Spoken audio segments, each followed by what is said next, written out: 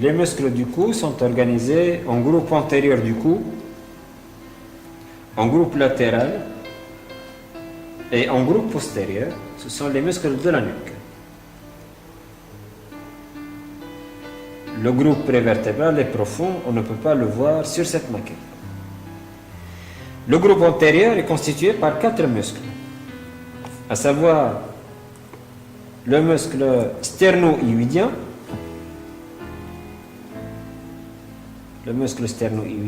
qui prend son origine à partir de la face postérieure du manubrium sternal, se dirige en haut et en dedans et se termine sur le corps de l'os hyoïde.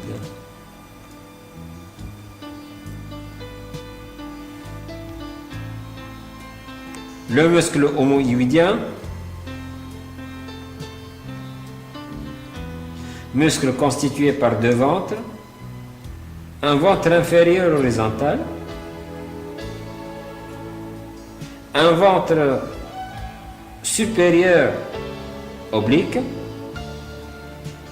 relié par un tendon intermédiaire caché par le passage du muscle sternocléidomastoïdien.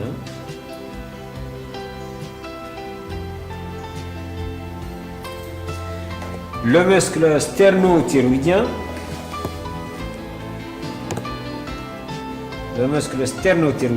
qui prend son origine à partir de la face postérieure du manubrium sternal, se dirige en haut et en dehors pour se terminer sur la face latérale du cartilage thyroïde.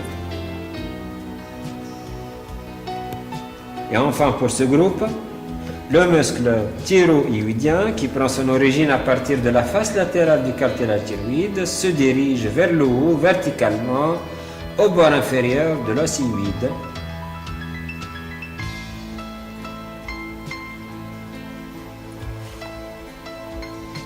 Ces muscles sont innervés par l'anse cervicale.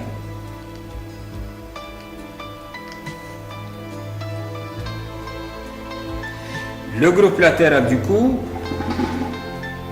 se constitue par 2 plans, un plan superficiel, c'est le muscle sternocléidomastoïdien, avec ses faisceaux d'origine sternale et d'origine claviculaire. Le muscle se dirige en haut, en arrière et en dehors et se termine au niveau de la région mastoïdienne.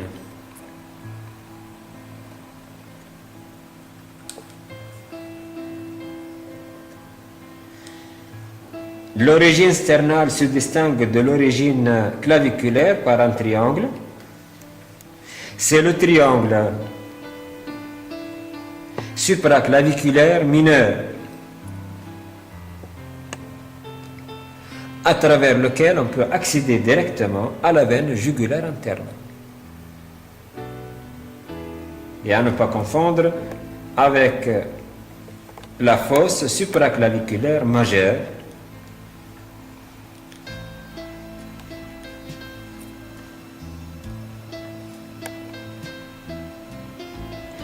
Le plan profond du groupe latéral se constitue par les muscles scalènes.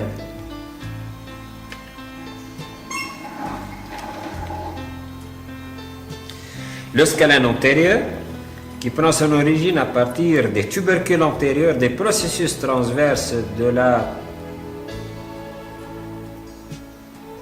3e à la 6e vertèbre cervicale,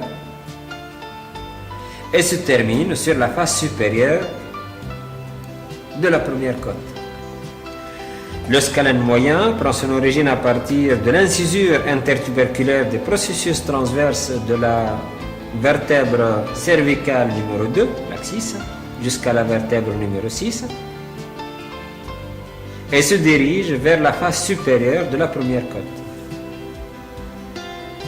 Le scalène postérieur prend son origine à partir des tubercules postérieurs des processus transverses de la 4e jusqu'à la 6e vertèbre cervicale et se dirige à la face latérale de la 2e côte. Le scalène antérieur et le scalène moyen délimitent un espace triangulaire à base inférieure. C'est le défilé des scalènes. Le scalène antérieur et le scalène moyen délimitent un espace triangulaire à base inférieure. C'est le défilé des scalènes, permettant le passage de l'artère subclavière et des rameaux secondaires du plexus brachial. Le scalène antérieur entre en rapport avec le nerf phrénique qui se dirige vers l'acropole diaphragmatique correspondante. On remarque que la veine subclavière est extrascalénique. Le groupe postérieur, les muscles de la nuque,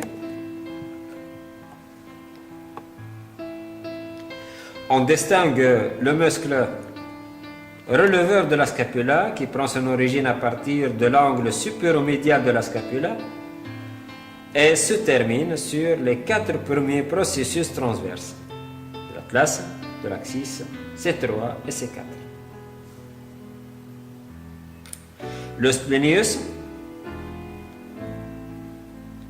qui se termine sur le bord postérieur de la région mastoïdienne.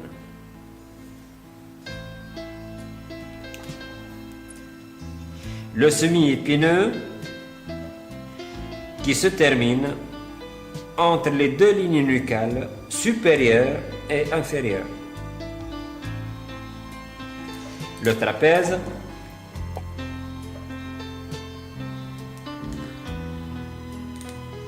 se constitue par 3 faisceaux.